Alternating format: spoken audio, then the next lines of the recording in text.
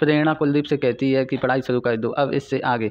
वह कुलदीप को अपने पापा के ऑफिस में ले जाती है, उसके पापा को उसके बारे में सब कुछ बताती है। उसके पिताजी कुलदीप की सारी मार्कशीटों को देखते हैं। वे देख कर बोलते हैं कि वाह, तुमने तो सभी क्लासों में टॉप किया है। अब तुम्हें एक टेस्ट देना होगा, यदि तुम उसमें पास हो जाती हो तो मैं तुम्हारी पढ़ाई करवाऊँगा IAS बनने तक की।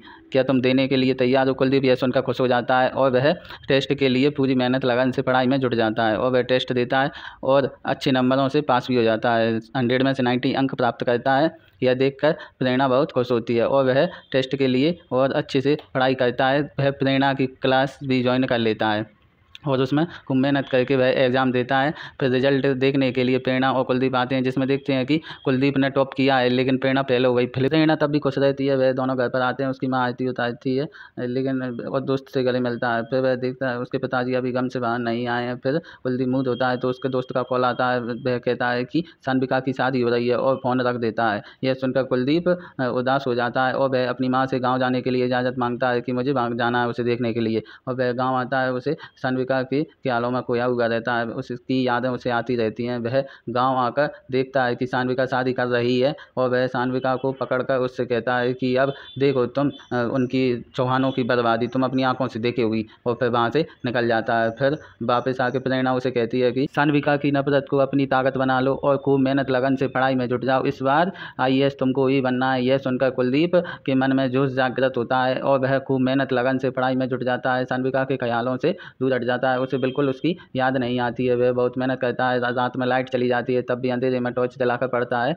और प्रेरणा उसे गले लगाकर कहती है कि हम बाहर पढ़ाई करने के लिए जा रहे हैं, तुम अपने इंटरव्यू की अच्छे से तैयारी करना। और प्रेरणा निकल जाती है। इंटरव्यू के लिए कुलदीप जाता है तो वह उसकी माँ उसे दही खिला के आशीर्वाद दे के भेजती है। वह पिताजी का भी आशीर्वाद लेता है। माँ और उसका दोस्त उसे रास्ते में छोड़ने के लिए आते हैं। तभी रास्ते में अचानक वह टैक्सी में बैठने ही वाले होते हैं, तभी उसकी माँ का एक्सीडेंट हो जाता है। यह देख कर वे दोनों उन्हें हॉस्पिटल ले जाते हैं। कुलदीप का दोस्त उससे कहता है कि जब आई तेरा इंटरव्यू है, तू इंटरव्यू दे, ऐसा मौका फिर कभी नहीं मिलेगा।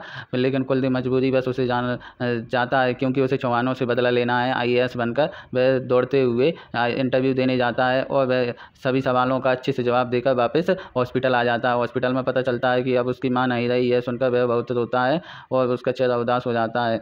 वह और न्यूज़ पर आता है कि इस बार IAS टॉपर रहा है कुलदीप कुमार, फर्स्ट रैंक से। यह देखकर सान्विका टीवी बंद कर देती है। उसके पिताजी भी अखबार में उसकी खबर छपी देखते हैं तो उन्हें आश्चर्यचकित होता है। कुलदीप मन ही मन सोचता है कि मुझे चौहानों से बदला लेना है और IAS बनकर वह पुनः अपने गांव आता है। गांव में उसकी खूब दौलत शोहरत इज्जत होती है। सान्विका के पिताजी मंत्री से चापलूसी कराते हैं। यह देख उसे बहुत बुरा लगता है और वह चौहानों से बदला लेने की ठान लेता है। फिर वह कुलदीप के पास आता है और उससे कहता है हम दोनों मिलकर चौहानों से बदला लेंगे। कुलदीप कहता है मैं अकेला ही काफ़ी हूँ। फिर वह उसे बैठकर समझाता है कि तुम मेरी बेटी से शादी कर लो।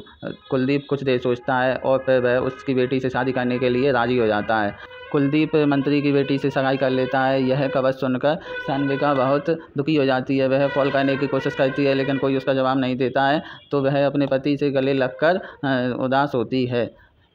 इधर मंत्री चौहानों से बदला लेने के लिए उनकी नाव में छेद करा देता है, जिससे बहुत बड़ा हादसा हो जाता है। यह सुनकर कुलदीप अपनी पुलिस फोर्स लेकर हादसे के स्थान पर जाता है और वहाँ पर चौहानों के सारे गैर कानूनी धंधों को बंद कराने के लिए ऑर्डर देता है। यह सुनकर चौहान बहुत क्रोधित हो जाते हैं और जब भी अपने घर बैठे होते हैं तो मंत्री आता है, उसे उसकी बेटी और कुलदीप की शादी का निमंत्रण देता है। कुछ देर सोचने के बाद वे दोनों चौहान और शादी में आने के लिए तैयार हो जाते हैं और जब वे आते हैं तो कुलदीप को डराने की कोशिश करते हैं, लेकिन कुलदीप नहीं डरता है और उनकी बेइज्जती कर देता है। यह देखकर चौहान बहुत नाराज़ हो जाते हैं और वे वापस वहाँ से चले जाते हैं।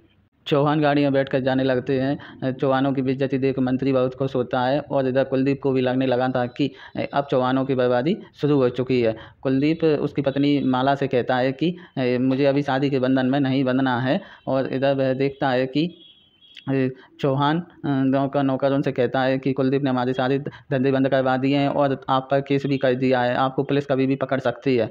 यह सुनकर चौहान बहुत क्रोधित हो जाते हैं और वह कुलदीप पर आक्रमण कराने के लिए अपने गुंडे भेजते हैं। कुलदीप भी बहुत बहादुरी से उनका मुकाबला करता है और इतनी गोलीबारी करता है कि गुंडे भागने लगते हैं। तभी मंत्री वहाँ आ जाता है पुलिस फोर्स लेकर और बहुत गुस्सा होकर कहता है कि उन्होंने मेरे दामाद पर आक्रमण करवाया है, सारे चौहान कहीं भी मिले सभी को उठा लो और जेल में बंद कर दो।